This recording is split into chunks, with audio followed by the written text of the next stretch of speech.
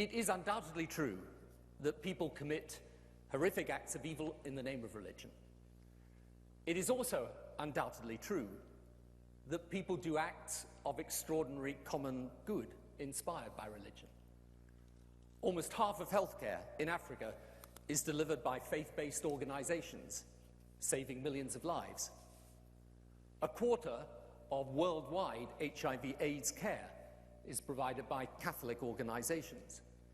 There is the fantastic work of Muslim and Jewish relief organizations.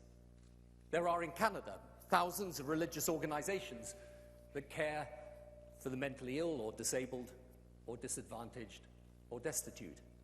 And here in Toronto, barely 1.5 miles from here, is a shelter run by Covenant House, a Christian charity for homeless youth in Canada. So the proposition that religion is unadulterated poison is unsustainable.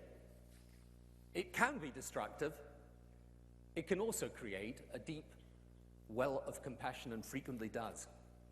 And the second is that people are inspired to do such good by what I would say is the true essence of faith, which is, along with doctrine and ritual particular to each faith, a basic belief common to all faiths in serving and loving God through serving and loving your fellow human beings, as witnessed by the life and teaching of Jesus, one of love, selflessness, and sacrifice, the meaning of the Torah.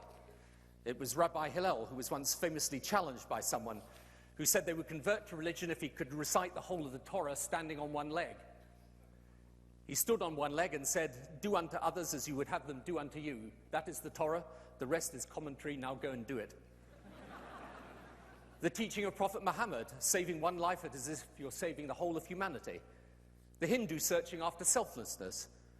The Buddhist concepts of karuna, mudita, and metta, which all subjugate selfish desires to care for others, seek insistence specifically on respect for others of another faith. That, in my view, is the true face of faith. And the values derived from this essence offer to many people a benign, positive, and progressive framework by which to live our daily lives, stimulating the impulse to do good, disciplining the propensity to be selfish and bad. And faith, defined in this way, is not simply faith as solace in times of need, though it can be, nor a relic of unthinking tradition, still less a piece of superstition or an explanation of biology. Instead, it answers a profound spiritual yearning, something we feel and sense instinctively. This is a spiritual presence, bigger, more important, more meaningful than just us alone, that has its own power separate from our power, and that even as the world's marvels multiply, makes us kneel in humility, not swagger in pride. And that if faith is seen in this way, science and religion are not incompatible, destined to fight each other until eventually the cool reason of science extinguishes the fanatical flames of religion. Rather, science educates us as to how the physical world is and how it functions, and faith educates us as to the purpose to which such knowledge is put, the values that should guide its use, and the limits of what science and technology can do, not to make our lives materially richer, but rather richer in spirit.